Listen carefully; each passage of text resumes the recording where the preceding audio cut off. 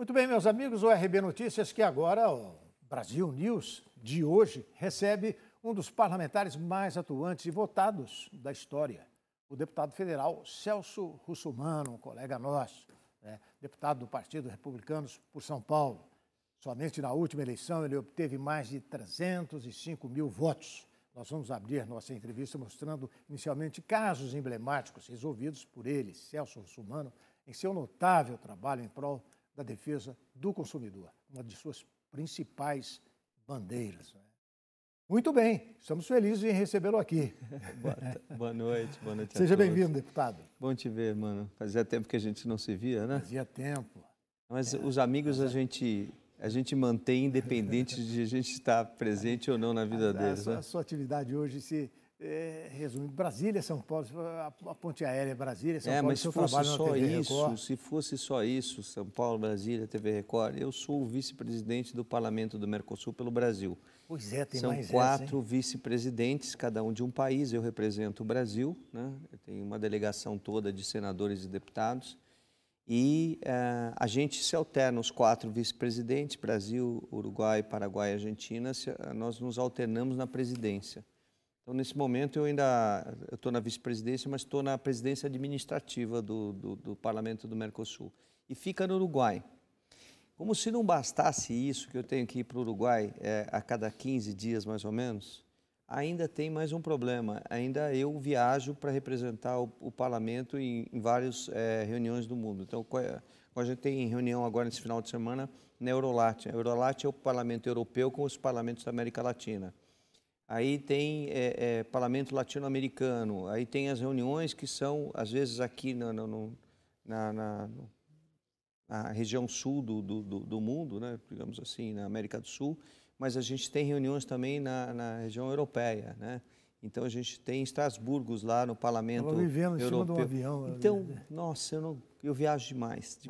Mas aí surge a pergunta, deputado, o senhor nunca abandonou a sua atividade de defesa? Aqui está teu amigo. Nós somos da mesma geração, quer dizer, eu sou bem mais velho que ele, mas não confesso muito, não. Mas, enfim, ainda continua o seu trabalho em defesa ao consumidor, que foi o que lançou na vida pública, o que lançou nos meios televisivos, na mídia. Esse trabalho lhe entusiasma depois de tantos anos, até hoje? Entusiasmo, porque, assim, quando eu saio para as ruas para fazer as reportagens, e aí as pessoas me perguntam, mas você não precisa mais, você apresenta programa, por que você vai para a rua, etc. Porque se eu deixar de ir para a rua, primeiro não vou resolver o caso das pessoas, o que me dá uma gratidão muito grande. Mas, mais do que isso, eu vou perder a sensibilidade. A gente, quando está na política, a gente tem que ter a sensibilidade do que o povo pensa, do que o povo sente, né, do que eles falam. E isso só tem um jeito de fazer, indo para a rua. Então, eu gosto de estar na rua, eu gosto de encontrar com as pessoas. De conversar com as pessoas. Conversar com as pessoas, de sentir. Elas me falam os problemas que elas estão vivendo. E a gente, com isso, não perde a sensibilidade, porque gabinete é o seguinte, olha que eu já estou no parlamento desde 1994, quando eu me elegi pela primeira vez. Esse ano, em fevereiro, fez 28 anos. Pois é, o tempo passa. A gente estava falando sobre isso ainda agora. Então, imagina se você fica só no gabinete e você sabe o que está passando na rua. A diferença entre eu e os outros parlamentares, não posso dizer todos, mas uma grande maioria, é que eu estou o tempo todo na rua, o tempo todo ouvindo as pessoas, o tempo todo sentindo o que elas precisam. Então, quando eu chego no parlamento, eu tenho como defender as pessoas, porque eu sei o que elas sentem. E não cair naquele desvio, né? Isso que acontece muito na nossa atividade do jornalismo, né? Você dentro de uma sala com ar-condicionado, né? Dentro da internet, né? Procurando as suas respostas na internet, ao invés de ir para a rua, né? Exatamente. A reportagem hoje, não é? Isso aí eu acho que distorce um pouco. A gente, dúvida. Sei lá, a gente é antigo, né? A gente não, pensa sem dúvida nenhuma. Mas tem que ir para a rua, tem que gastar a sola de sapato. Exato. E sentir, né? Porque na rua você tem calor, você tem frio, você tem chuva. Quantas vezes eu estou gravando e despenca uma chuva e eu estou gravando com guarda-chuva, né? Então, faz parte. Esse é o processo. Né? E aí você não se acomoda também, né? É uma geração de reportagem que, infelizmente, está desaparecendo, né? As pessoas dedicadas a esse tipo de trabalho. Mas olha, eu vou interromper um pouco esse nosso papo, que está muito gostoso, está muito agradável, para apresentar aqui um caso. É um caso que a gente vai exibir no começo desse nosso programa aqui, escolhido aí pela nossa produção, com o Fábio Bertolozzi no comando, seu velho conhecido também. Sem dúvida. O Celso Russomano encontrou uma situação absurda no açougue de Guarulhos, uma cidade que eu tenho muita intimidade, Guarulhos. Temos. Na Grande São Paulo. E a falta de higiene nesse lugar foi tanta que até ratos e baratas foram encontrados. Vamos ver essa reportagem, um compêndio, não é? Um resumo de uma reportagem que ele fez para a gente comentar logo em seguida. A Patrulha do Consumidor de Celso Russomano recebeu diversas denúncias de um açougue que estava em situação crítica de higiene e sem condições nenhuma de armazenar alimentos. O que acontece aqui, estamos com a diretora do PROCON, a Vera, vocês já devem conhecê-la, aqui de Guarulhos. Nós encontramos aqui produtos com validade vencida, uma quantidade grande de produtos com validade, tudo bem? Uma quantidade grande de produtos sem validade, inclusive não se sabe nem qual é a origem dele, porque eles não colocam absolutamente nada. Nada. Carne moída, as bandejas tremendamente sujas, carne estragada armazenada lá dentro, que foi para descarte. E aí, quando nós estávamos aqui, um consumidor chegou aqui com a carne estragada para trocar.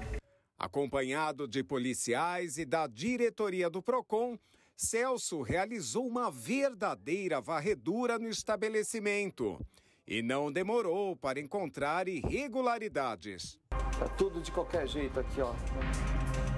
Limpeza absolutamente nenhuma. Olha a situação. Olha a sujeira aqui, ó. Embaixo do... Olha a barata, olha as baratinhas. Olha as baratas. Cheio de barata.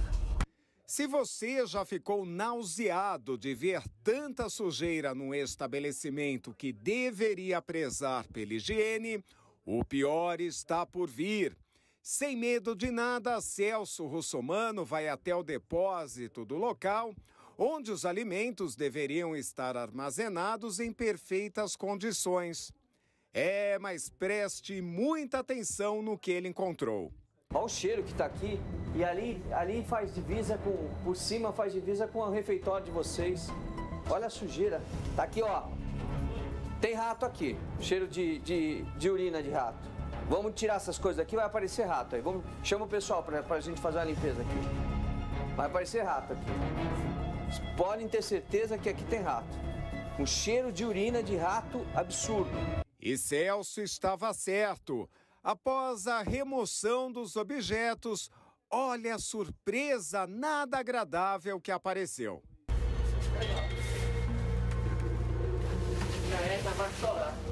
Olha o rato. Falei que tá cheio de rato aqui. Cuidado aí,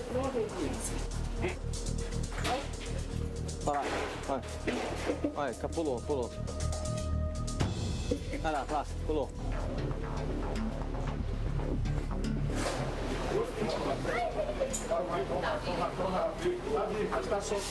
É difícil, tem que interditar, não tem jeito. Mesmo com tantos flagrantes, o supervisor do local quis discutir com Russomano, alegando que a presença dos roedores não interferia na higiene do local. Graças ao trabalho de Celso Russomano, o estabelecimento foi interditado e os responsáveis conduzidos à delegacia. Pois é, a gente imagina que é um caso único, não é? Que olha isso aí, isso não acontece mais. É o caso, sabe, isolado, mas infelizmente não é isso não. Né? Não, olha, se o pessoal entrar no YouTube, tem 1.200 reportagens minhas, mais de 1.200, quase 1.300 já. É reportagem minha e a gente encontra muito disso nos supermercados. Isso aí é coisa recente, não é? Essa aí é bem recente. Nos supermercados, nas casas de carne, nos estabelecimentos que armazenam alimentos. E o triste é que as pessoas estão correndo risco e não sabem que estão correndo risco. Eu infelizmente, não gostaria de fazer, eu sempre falo na televisão, olha, gente, a gente está destruindo aqui 200 quilos, 300 quilos, 500 quilos de alimento, né? A gente não gostaria de fazer isso. E dá dói no coração. Tanta gente precisando. Tanta gente precisando. O problema todo é que aquele alimento ele está impróprio para consumo e pode fazer muito mal à vida das pessoas. Pode matar uma pessoa, né? Pois é, você lembra da minha história, mano. Minha mulher teve uma infecção que se generalizou, foi a óbito em menos de 24 horas e pode ter sido uma coxinha de galinha que ela comeu na padaria na frente da faculdade. Ela estava terminando a faculdade de psicologia, eram os últimos dias, e não conseguiu viver para poder aproveitar todos os anos.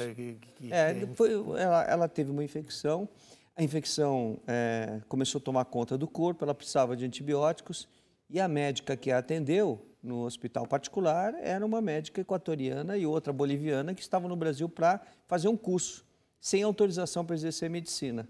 Estavam contratadas. E ela, com um quadro de infeccioso, né, chocada com a pressão em choque, e com o exame de sangue e de urina com um quadro grave de infecção, ela precisava de antibióticos, uma larga escala de antibióticos. Mas elas eram tão mal formadas, né, que elas não sabiam o que fazer. Elas internaram, puseram ela no soro, internaram ela no sábado, final do Campeonato Mundial de Vôlei, estava todo mundo assistindo o Campeonato Mundial de Vôlei e ninguém assistindo, ou melhor, ninguém preocupado com os pacientes. E aí eu fui empurrando a maca para o quarto, abri a porta do quarto, né, um quarto com banheiro, né, uma suíte muito bem montada, só que não adianta você ter estrutura e não ter médico. Não ter gente. E aí o quadro dela começou a evoluir. Como ela tinha vomitado muito, eu fui correndo buscar roupa para ela e minha sogra ficou com ela. Quando eu voltei, já era tarde demais. E a minha sogra agarrou o único médico, que era o médico da UTI, que estava dentro do hospital, o resto tinha todo mundo ido assistir o jogo de vôlei, e ela agarrou pelo pescoço. Quando ele viu o estado dela, ele até fez um